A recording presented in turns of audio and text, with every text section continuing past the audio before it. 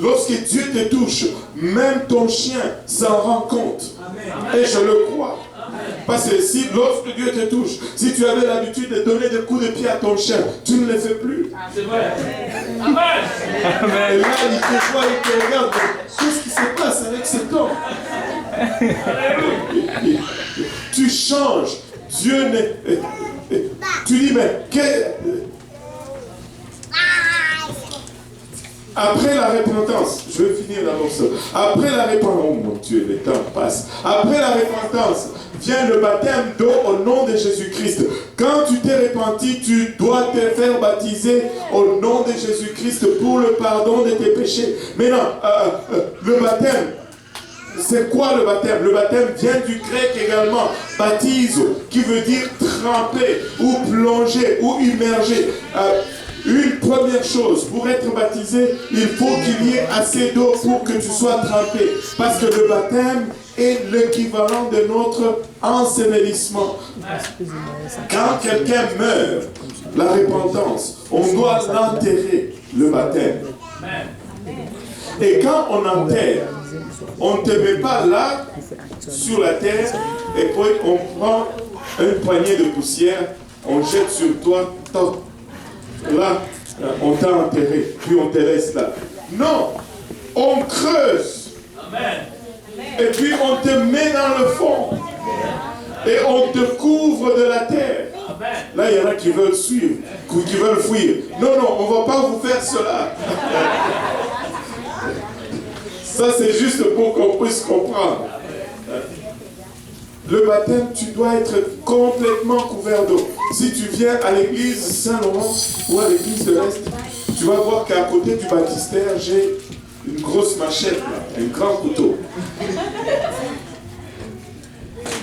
Parce que quand je te baptise, premièrement, je garde les yeux ouverts. Je te baptise au nom de Jésus. Mais si ton doigt n'est pas rentré dans l'eau, parce qu'il y en a des fois que tu veux le baptiser, mais ils se battent avec toi. Ils ont peur de l'eau. Si ton doigt n'est pas rentré dans l'eau, je vais te donner un choix. Ou soit je coupe le doigt, ou je te baptise et tu rentres complètement dans l'eau. Si je ne veux pas que tu manques l'enlèvement à cause de ton doigt, tu veux partir, puis le doigt te retient. Non, il faut que tu sois complètement couvert. Le baptême est un ensevelissement. Je dois t'ensevelir dans l'eau. Il y en a qui disent que mais le baptême c'est juste un symbole. Oui, c'est un symbole. Et c'est pourquoi nous devons le respecter. Ce n'est pas un embellissement. C'est un symbole. Vous savez, quand je suis venu, j'ai cherché le stationnement ici. Je voulais stationner en arrière de la voiture de Pasteur Luc. Mais j'ai levé ma tête, j'ai vu un symbole. Un P dans un cercle barré. Avec une flèche qui dit à partir d'ici et par là. Pas de stationnement. J'ai bougé ma voiture, je suis allé ailleurs. Vous savez, je pouvais laisser ma voiture là. En sortant d'ici du service, j'allais avoir un beau billet, une contribution volontaire dans la caisse de l'État. Et là, j'allais dire, mais c'est un symbole. Vous savez ce que le policier allait me dire? Justement, c'est un symbole. Et nous voulons maintenant ton argent comme symbole que tu as. Les symboles sont là pour être respectés. Si je dis 2 plus 2 égale 0, tu vas me coller 0. Pourquoi? Parce que je n'ai pas respecté le symbole de l'addition. Les symboles donnent direction à l'opération. Si tu ne respectes pas le symbole, l'opération est fausse. Amen. Amen. C'est ce qu'on m'a dit à l'école. Quand j'allais à l'école. Si tu ne respectes pas le symbole, l'opération est fausse. Maintenant, et que chacun de vous soit baptisé au nom de Jésus-Christ. D'abord, tu dois être enseveli et le nom de Jésus doit être invoqué sur toi. Et tout cela est fait pour le pardon de nos péchés. Ce n'est pas fait pour montrer à tout le monde que je suis chrétien. Non. C'est fait pour le pardon des péchés. Le baptême fait partie intégrale de ton salut. Le baptême n'est pas optionnel. Il est conditionnel au salut. Pour le pardon de vos péchés. Acte 22, 16. Paul qui se faisait baptiser, Ananias lui dit, que tardes-tu? Lève-toi et fais-toi baptiser et laver de tes péchés en invoquant le nom du Seigneur. Et c'est le nom du Seigneur dans la formule du baptême qui enlève nos péchés. Sans le nom du Seigneur, il n'y a pas d'enlèvement de péché. Parce que Acte 10, 43 nous dit que tous les prophètes rendent de lui ce témoignage, que quiconque croit en lui reçoit comment? Par son nom, le pardon des péchés. Le pardon des péchés se trouve dans le nom. Luc 24, quelque chose nous dit, la repentance et le pardon des péchés sera prêché en son nom. Oh, j'aime le nom de Jésus-Christ. Pouvons-nous battre la main pour le nom de Jésus-Christ? C'est le seul nom qui est donné parmi les hommes par lesquels nous puissions être sauvés. Anyway, on va avancer. Oh là là, je me suis un peu écarté. Ok. Bon, il essaye, il suit quand même. Même quand on ne lui donne pas le verset, il trouve. Il est fort. Et alléluia. Maintenant, remets-moi Acte 2, 38. Waouh! Il est impressionnant. Et vous recevrez, donc le baptême est l'équivalent de l'enterrement, de l'ensevelissement de Jésus-Christ. Jésus-Christ a été enseveli et moi j'ai été baptisé. Maintenant, et vous recevrez le don du Saint-Esprit. Oh, alléluia. Et ça, c'est la résurrection. Jésus-Christ est ressuscité, toi tu reçois le Saint-Esprit. Tu te rappelles le jour dans le jardin d'Éden. Adam et Ève. Dieu leur dit, ne mangez pas de cet arbre parce que le jour où vous en mangerez, vous mourrez certainement. Eux, qu'est-ce qu'ils ont fait? Ils sont allés manger. Est-ce qu'ils sont tombés morts ce jour-là? Non, pas nécessairement. On peut extrapoler là-dessus, on peut expliquer, oui, un jour pour Dieu c'est 1000 ans, ils n'ont pas fait 1000 ans, ils sont morts, c'est correct. C'est correct, c'est une bonne réponse. Mais il y a autre chose qui s'est passé. C'est que l'image qui était en eux, l'Esprit de Dieu qui était en eux, n'était plus. Et c'est ce que Jésus est venu restaurer en nous. Cette interface qu'on avait pour se connecter avec Dieu n'était plus. La mort, c'est la séparation. Quand tu meurs, on dit que tu es mort parce que ton esprit est séparé de ton corps. Et quand tu meurs, la seconde mort, c'est la séparation d'avec Dieu. La mort est toujours synonyme de la séparation. Mais non, ce jour-là, Adam et Ève sont morts parce qu'ils ont été séparés de Dieu. Mais quand tu reçois le Saint-Esprit, cela est défait en toi. L'Esprit de Dieu vient et habite en toi. Tu reviens à la vie telle que Dieu t'avait conçue depuis le jardin. N'est-ce pas extraordinaire? N'est-ce pas extraordinaire? Et tu vas recevoir le Saint-Esprit et vous recevrez. Il ne dit pas vous pourriez recevoir. Il dit vous recevrez le Saint-Esprit. Maintenant, tout ceci c'est pour qui? Le verset prochain. Car la promesse est pour vous, les Juifs, pour vos enfants, les Juifs, et pour tous ceux qui sont au loin, en aussi grand nombre que le Seigneur notre Dieu les appellera. Les Canadiens, les Haïtiens, les Congolais, les Rwandais, les Burundais, les Togolais et tous les. Alléluia. Alléluia. Et tout le monde, car, et pour tous ceux qui sont au loin, en aussi grand nombre, cette promesse est pour toi.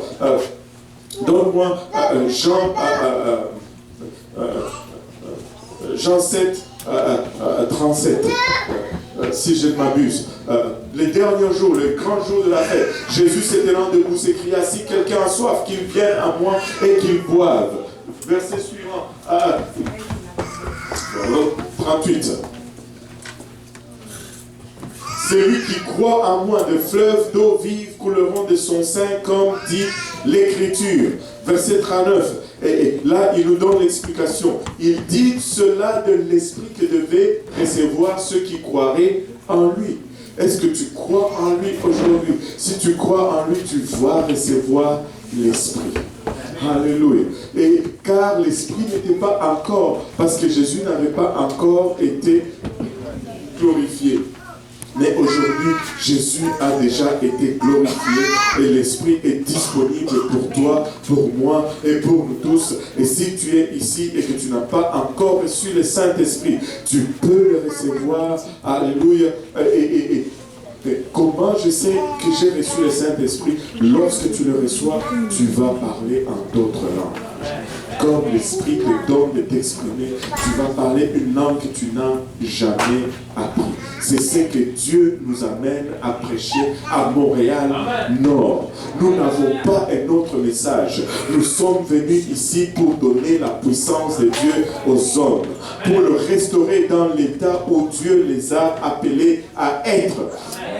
Mais pour cela, Dieu nous dit que nous devons, tu ne peux pas juste commencer à bâtir comme ça. Il dit, regarde, je t'établis aujourd'hui sur les nations et sur le royaume, Jérémie 1:10, pour que tu arraches, pour que tu abattes, pour que tu ruines et que tu détruises. Avant de commencer à bâtir, tu vas détruire 4 fois. Tu dois préparer le terrain.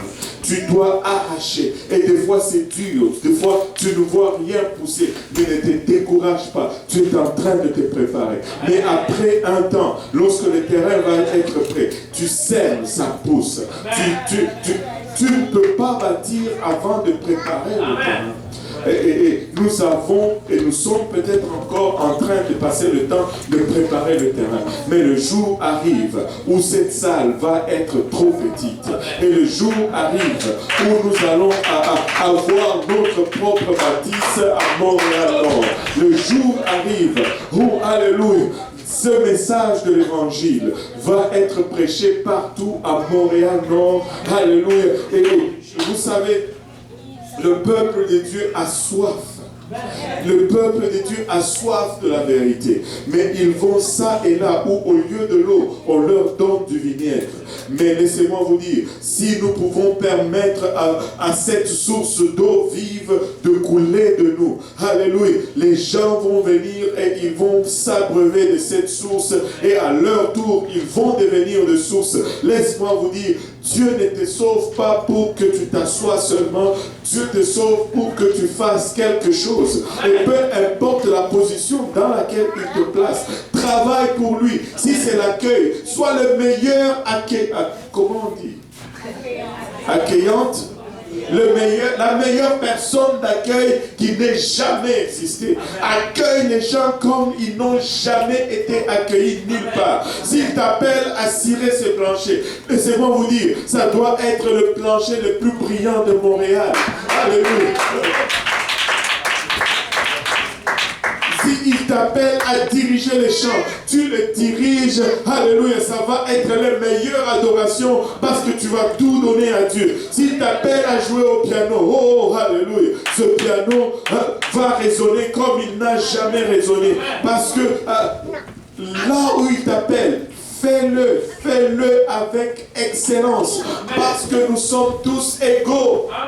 Nous sommes tous égaux. C'est lui qui prêche. Écoutez, nous avons tous toujours tendance à courir pour la chair et le microphone. Loin de nous cette attitude. Nous allons faire ce que Dieu nous appelle à faire. Si c'est pour afficher les versets, écoute, ces versets vont défiler à l'écran. Je vais amener mes lunettes pour que mes versets défilent à l'écran. Amen. Amen. Alléluia. Alléluia. Mais ce que Dieu m'appelle à faire, je veux le faire. Et je vais apporter ma brique à l'édifice. Je vais apporter ma pierre à ce que nous sommes en train de bâtir. Écoutez, et si Dieu t'appelle à prier, prie. Vous savez, je suis tenté maintenant d'ajouter une autre condition dans dans les feuilles de ministère. Maintenant, si tu viens pour signer le feuille de ministère, la première chose que je vais te dire, montre-moi tes genoux.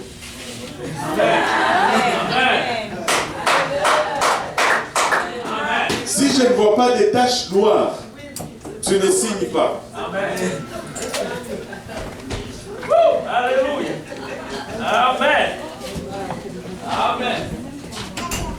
Si je ne vois pas des corses là, tu ne signes pas.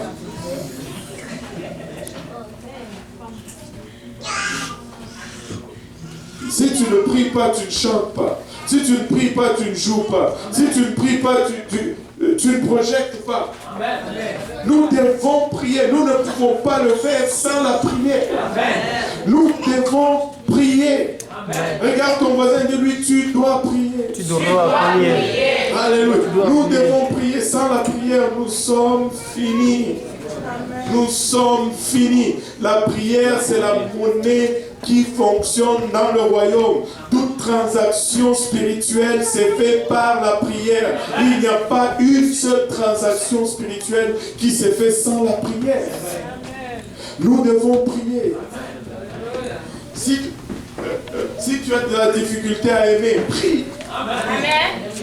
Tu as de la difficulté à pardonner, prie. Tu as de la difficulté à servir, prie. Tu es timide, prie. Tu es trop excité, prie. Prie, prie, prie, prie, prie et prie. Et ça fonctionne. La prière, ce n'est pas de l'inactivité. La prière, c'est la chose même qui produit. Amen. Alléluia. Regarde, tu vas arracher et tu vas abattre pour que tu ruines et que tu détruises avant que tu ne commences à bâtir et à planter. Maintenant,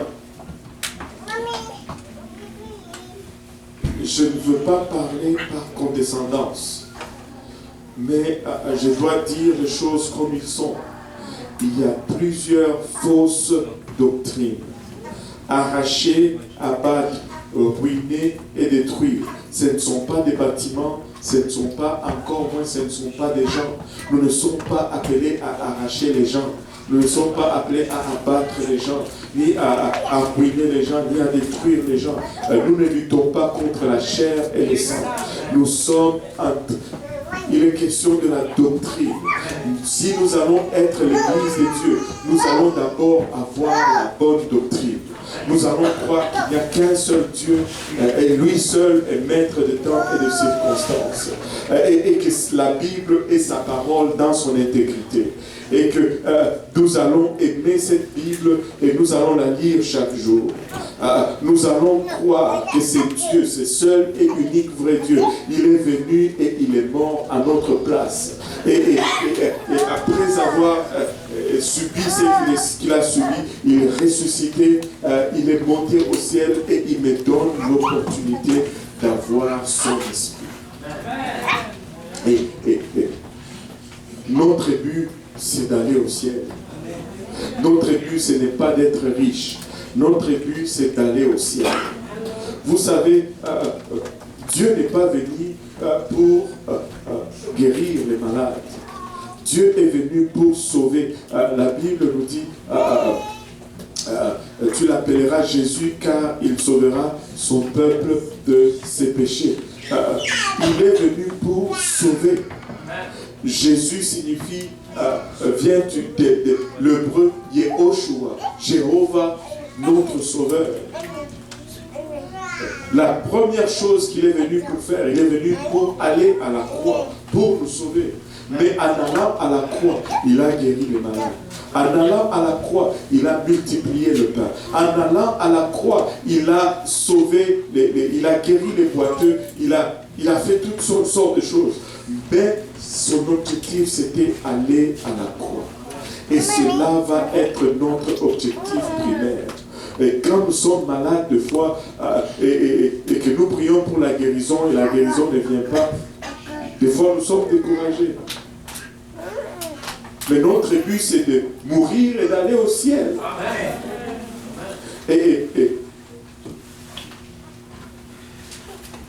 Notre but, c'est d'aller au ciel.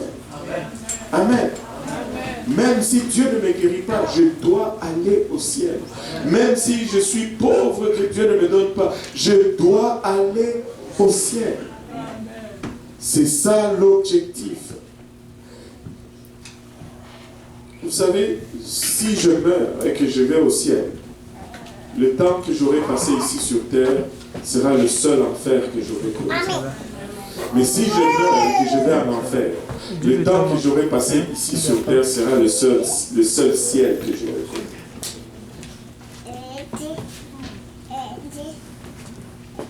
Nous n'avons rien à perdre et tout à gagner. Mais nous allons nous atteler à cette tâche. Laissez-moi conclure avec ceci. Si Dieu voulait te sauver, juste pour te sauver, le jour que tu t'es fait baptiser, que tu es rempli du Saint-Esprit, tu allais mourir ce jour-là. S'il t'a laissé ici, ce n'est pas pour te faire souffrir, ce n'est pas pour te faire galérer. S'il t'a laissé ici sur terre, c'est pour que d'autres puissent être sauvés à travers toi. Amen. Amen. Il ne nous a pas laissé ici pour que nous puissions payer les impôts au gouvernement du Canada. Ce n'est pas pourquoi nous sommes ici. Nous sommes ici pour que quelqu'un d'autre puisse entendre l'évangile. Il y a des places que toi tu vas entrer, que moi je ne vais jamais entrer, que pasteur Luc ne va jamais entrer, mais c'est toi qui dois amener cet évangile en sérieux. Maintenant, si tu es ici et que tu n'as pas encore été baptisé au nom de Jésus-Christ, tu peux l'être aujourd'hui. Nous avons des voitures. Et toi, tu peux me dire, mais qu'est-ce que les voitures vont avoir avec le baptême? Parce que ça va nous conduire là où nous avons des baptistères et tu peux être baptisé au nom de Jésus-Christ. Et si tu n'as pas encore reçu le don du Saint-Esprit avec l'évidence de parler en langue, nous pouvons prier pour toi ici aujourd'hui. Et tu peux recevoir le don du Saint-Esprit en sortant ici, être induit de la puissance du Seigneur.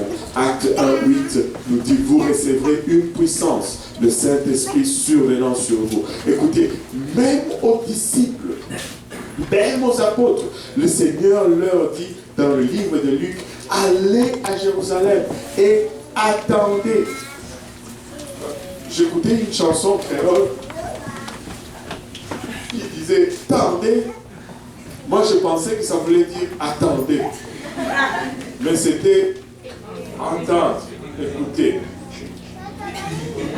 En tout cas.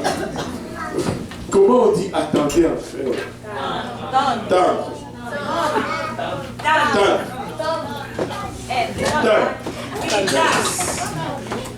On va passer le R et le B. Maintenant, même aux apôtres, le Seigneur nous a dit, allez à Jérusalem et attendez,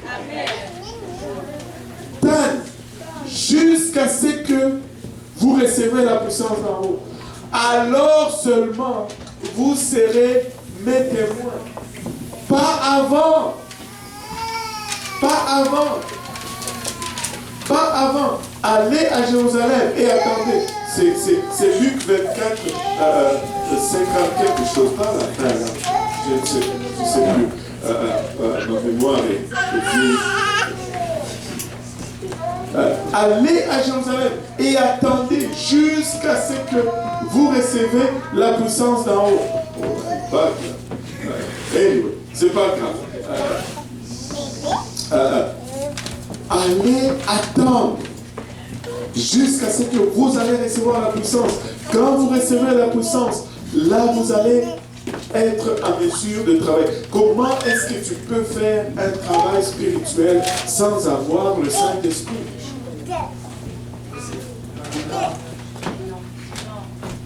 49. Tu ne peux pas faire le travail spirituel sans avoir l'Esprit. Amen. Et voici, j'enverrai sur vous ce que mon Père a promis, mais vous restez dans la ville jusqu'à ce que vous soyez revêtus de la puissance d'en haut. Dans la ville là. Alléluia. Attendez jusqu'à ce que vous recevez la puissance. Tu dois recevoir le Saint-Esprit. Tu as besoin d'avoir le Saint-Esprit afin que tu puisses faire l'œuvre de l'Éternel. Mais Dieu nous a amenés ici à Montréal-Nord pour faire son travail.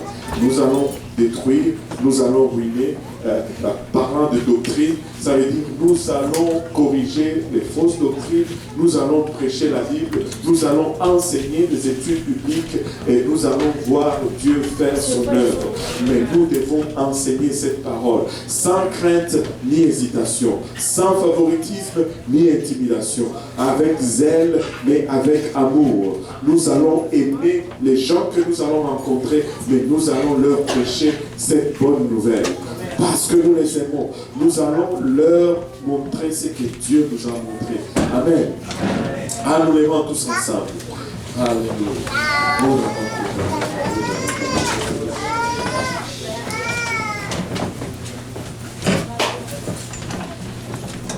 Vous savez, nous ne sommes pas ici pour faire de la figuration. Nous ne sommes pas ici encore moins pour faire de la compétition. Nous sommes ici pour faire l'œuvre de Dieu. Amen. Et nous allons la partager avec tout le monde. Et dans cette église, on donne des études bibliques à domicile. Pour ceux qui nous visitent, si vous êtes intéressés d'avoir une étude biblique à domicile, nous pouvons prendre rendez-vous avec vous. À votre temps, nous pouvons vous rencontrer une fois par semaine. Et nous allons à travers la parole de Dieu. Amen. Et le jeudi soir, l'église est ouverte ici. On fait les études. Soyez nombreux. Mais nous allons faire l'œuvre de Dieu. Nous allons faire avancer l'œuvre de Dieu. Nous allons prendre le temps de venir et prier. Et je vais céder le service au pasteur Luc. Mais nous allons prendre le temps de venir en avant et de prier dans la présence du Seigneur. Amen.